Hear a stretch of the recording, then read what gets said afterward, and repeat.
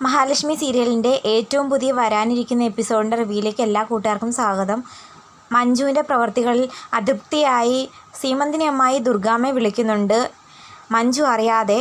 അങ്ങനെ സീമന്തിനിയുടെ കോള് കണ്ടതും ഭയങ്കര സന്തോഷത്തിൽ ദുർഗാമ്മ എടുത്ത് സംസാരിക്കുന്നുണ്ട്. ആ പറ ചേച്ചി, സുഖമാണോ എല്ലാവർക്കും? അങ്ങോട്ടേക്കൊന്ന് വരണമെന്ന് വിചാരിച്ചത്, തിരക്ക് കാരണം പറ്റിയില്ല. മേഘൻ ഇപ്പം എങ്ങനെയുണ്ട്? അവൻ്റെ പേടിയൊക്കെ കുറഞ്ഞു? എനിക്കിപ്പോൾ നല്ല ആശ്വാസം ഉണ്ടെന്നൊക്കെ പറയുന്ന സമയത്ത് സീമന്തിനി പറയുന്നുണ്ട്, ആ നല്ല കുറവുണ്ട്, എങ്കിലും അവന് പുറത്തേക്കൊക്കെ പോകാൻ പേടിയാണ്. രാത്രിയായാൽ അവൻ വീട്ടിൽ നിന്ന് പുറത്തേക്കേ ഇറങ്ങത്തില്ല. ഞാൻ മറ്റൊരു കാര്യം പറയാനാണ് വിളിച്ചത്. ആ പറ ചേച്ചി, എന്താ കാര്യമെന്ന് ചോദിക്കുമ്പം സീമന്തിനി പറയുന്നുണ്ട്, ഞാൻ പറയുന്നുണ്ട് ദുർഗയ്ക്ക് മറ്റൊന്നും തോന്നരുത്. മഞ്ജു ഈ ഇടയായിട്ട് ഒരുപാട് മാറിയിട്ടുണ്ട്. വിവാഹത്തിന് മുമ്പുള്ള മഞ്ജുവേ അല്ല ഇപ്പം. അവൾക്ക് മേഘനോട് യാതൊരു സ്നേഹവും ഇല്ല. എപ്പോഴും കീരിയും പാമ്പും പോലെയാണ്.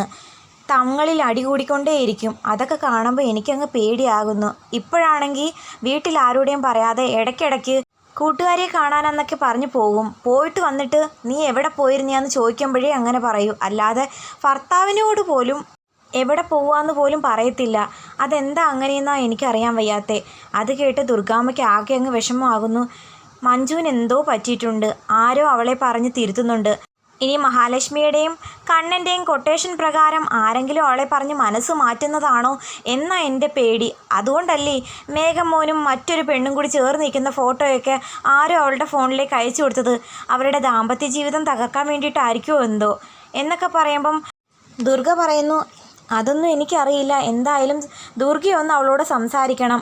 അവളെ പറഞ്ഞൊന്നും തിരുത്തണം. ഞാൻ പറഞ്ഞിട്ടൊന്നും കേൾക്കുന്നില്ല. മേഘം പിന്നെ പറഞ്ഞാൽ തർക്കുത്തരേ പറയുള്ളൂ. അതുകൊണ്ട് അവനിട്ടൊന്നും പറയാനും പറ്റുന്നില്ല. ഇപ്പം തന്നെ മഞ്ജു ആരെ കാണാൻ പോയിട്ട് വന്നതാണ്. അപ്പോഴും ഞാനും മേഘനും കൂടെ ഒരു താക്കീത് പോലെയൊക്കെ പറഞ്ഞിട്ടുണ്ട്. അതിനെപ്പറ്റി ഒന്നും അറിയാത്ത രൂപത്തിൽ വേണം സംസാരിക്കാൻ. ഞാൻ ഈ വിളിച്ചു പറഞ്ഞ കാര്യങ്ങളും പറയണ്ട. ഇനി ഞങ്ങളോട് അത് മതി ദേഷ്യപ്പെടാൻ. ചേച്ചി ധൈര്യമായിട്ടിരിക്കുക. ചേച്ചി വിളിച്ച് പറഞ്ഞ കാര്യങ്ങളൊന്നും ഞാൻ അവളോട് സൂചിപ്പിക്കത്തില്ല. പക്ഷേ അവളെ ഒന്ന് ഉപദേശിക്കാം എന്നൊക്കെ ദുർഗ വാക്ക് കൊടുക്കുന്നു. എത്ര കാലം ഒരുമിച്ച് ജീവിക്കേണ്ടവരാ അവർ? ഇപ്പോഴേ ഇങ്ങനെ വഴക്കും ബഹളായ എങ്ങനെ മുന്നോട്ട് പോകുമെന്നാണ് ഞാൻ ആലോചിക്കുന്നതെന്ന് സീമന്തിനി പറയുന്നത് കേട്ടിട്ട് ടെൻഷൻ അടിച്ച് നിൽക്കുന്നുണ്ട് ദുർഗ. അങ്ങനെ കോളൊക്കെ കട്ട് ചെയ്യുന്നു സംസാരിച്ച്. അതിനുശേഷം സീമന്തിനി വാമനോട് പറയുന്നുണ്ട്, നിങ്ങൾ അച്ഛനും മോനും അല്ലേ ദുർഗയോട് ഒന്ന് സൂചിപ്പിക്കാൻ പറയുമ്പോൾ ഭയങ്കര പാട്. ഞാൻ വിളിച്ച് നടക്കുന്ന കാര്യങ്ങളെല്ലാം പറഞ്ഞിട്ടുണ്ട്. അവൾ ആരെയോ കാണാൻ രഹസ്യമായിട്ട് പോകുന്നുണ്ടെന്നും നമ്മളാരും പറയുന്നത് പെണ്ണ് കേൾക്കത്തില്ല, തർക്കുത്തരെ പറയുമെന്നുള്ള കാര്യമൊക്കെ. അത് കേട്ട് വാമദേവൻ ദേഷ്യപ്പെട്ട് ചോദിക്കുന്നുണ്ട്, നീ എന്തിനാ സീമന്തിനി ഇപ്പം വിളിച്ച് അങ്ങനെയൊക്കെ പറയാൻ പോയത്? മഹാലക്ഷ്മി മരിച്ച ഈ സാഹചര്യത്തിലാണോ ഇങ്ങനെയൊക്കെ പറയേണ്ടുന്നത്? സ്വത്തും കാര്യമൊക്കെ വീതിക്കുന്ന സമയമാണ് ഇനി വരാൻ പോകുന്നത്. അപ്പം ദുർഗ വിളിച്ച് മഞ്ജുവിനോട് വഴക്ക് പറഞ്ഞു കഴിഞ്ഞാൽ മഞ്ജുവിന് അതുപോലെ കലി പിടിച്ച് ഇവിടുന്ന് സാധനങ്ങളൊക്കെ വാരിക്കെട്ടി കമലേശ്വരത്തേക്ക് പോവാൻ. കമലേശ്വരത്തേക്ക് അവൾ പെട്ടിയ സാധനങ്ങൾ കൊണ്ട് ചെല്ലാത്ത പാടേ ഉള്ളൂ. കണ്ണൻ അവളെ രണ്ട് കൈ നീട്ടി സ്വീകരിക്കുമെന്നുള്ള കാര്യം നിനക്കറിഞ്ഞൂടെ? നമ്മുടെ മോളുടെ കല്യാണമൊക്കെ നടത്തണമെന്ന് എപ്പോഴും നീ തന്നെയല്ലേ പറയുന്നത്? അവളുടെ കല്യാണം മംഗളമായിട്ട് നടത്തണമെന്നുണ്ടെങ്കിൽ കമലേശ്വരം വീട്ടിൽ നിന്ന് വല്ലതും കൊണ്ടുവന്നേ പറ്റൂ എന്നൊക്കെ പറയുമ്പം സീമന്തിനി പറയുന്നു, അതൊക്കെ പിന്നെ എനിക്കറിയത്തില്ലേ മനുഷ്യ. ഞാൻ പറഞ്ഞ കാര്യമൊന്നും ദുർഗയായിട്ട് മഞ്ജുവിനോട് പറയത്തില്ല. ഞാനത് പ്രത്യേകം പറഞ്ഞിട്ടുണ്ട്. എങ്കിൽ കൊള്ളാം എന്ന് പറയുന്നുണ്ട് വാമനും. അതേസമയം കണ്ണനും മാർക്കോയും അനന്തവും കൂടി അടുത്ത പ്ലാൻ ചെയ്യുന്നു. അതായത് ഇനി ഈ ഒളിച്ചുകളി വേണ്ട, ഭയപ്പെടുത്താനുള്ളവരെ എല്ലാം ഭയപ്പെടുത്തി ഇനി അധികം താമസിക്കാതെ കമലേശ്വരം വീട്ടിലേക്ക് ചികിത്സ കഴിഞ്ഞ് എനിക്ക് പോകണം. എൻ്റെ കൂടെ മഹാലക്ഷ്മി ഉണ്ടാകണം. അതെൻ്റെ വാശിയാണ്.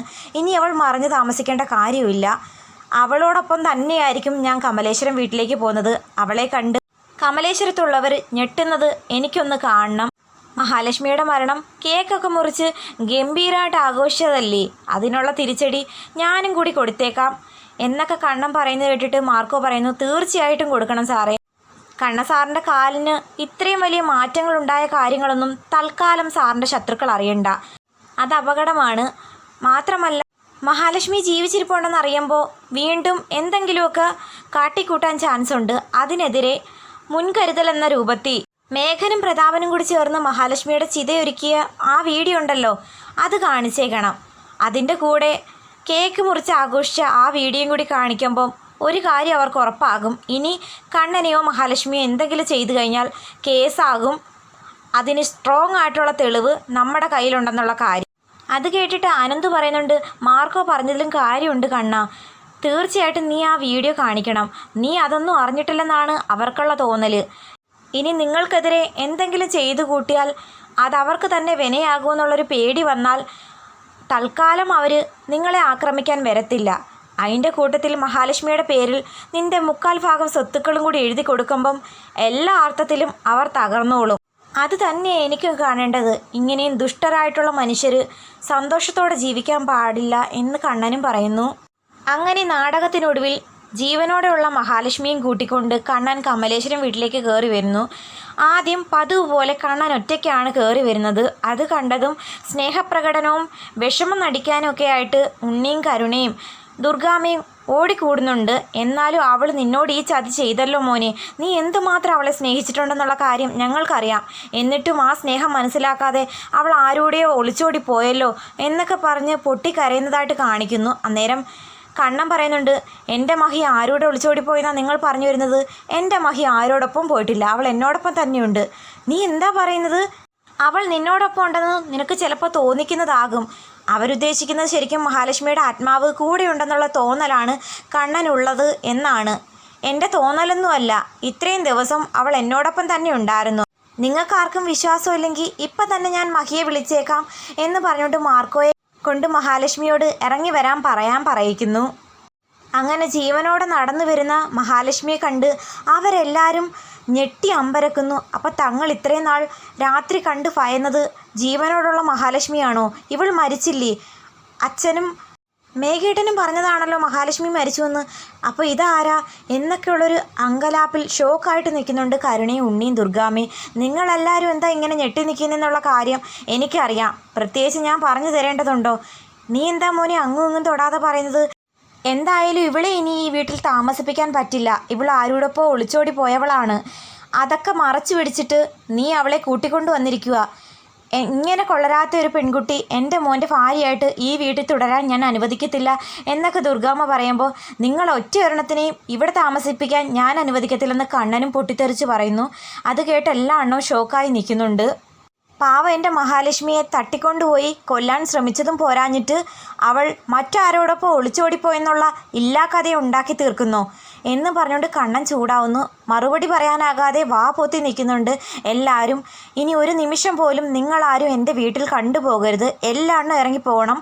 മാത്രമല്ല എൻ്റെ കമ്പനിയിലോ സ്ഥാപനങ്ങളിലോ വീട്ടിലോ ആരും ബന്ധവും സ്വന്തവും പറഞ്ഞ് ഇനി കയറി വന്നു പോകരുതെന്ന് തീർത്തും പറയുന്നുണ്ട് കണ്ണൻ. അത് കേട്ട് കരുണ ചാടിത്തുള്ളി റൂമിലേക്ക് പോകുന്നുണ്ട്. പെട്ടി സാധനങ്ങളും പാക്ക് ചെയ്യാൻ പെറേ പോകുന്നുണ്ട് ഉണ്ണി. നിങ്ങളിനി മേലി എൻ്റെ മുമ്പിൽ വന്നു പോകരുത്. നിങ്ങളെപ്പോലെ ഒരു കഴിവ് കെട്ടവനെ കല്യാണം കഴിച്ചതാണ് എൻ്റെ ജീവിതത്തിൽ പറ്റിയ ഏറ്റവും വലിയ അബദ്ധം എന്നൊക്കെ പറഞ്ഞ് അവൾ പൊട്ടിത്തെറിക്കുന്നത് കാണിക്കുന്നു. അപ്പോൾ എന്താകുമെന്ന് കാത്തിരിക്കാം. വീഡിയോ ഇഷ്ടമായാൽ തീർച്ചയായിട്ടും സപ്പോർട്ട് ചെയ്യാൻ മറക്കല്ലേ.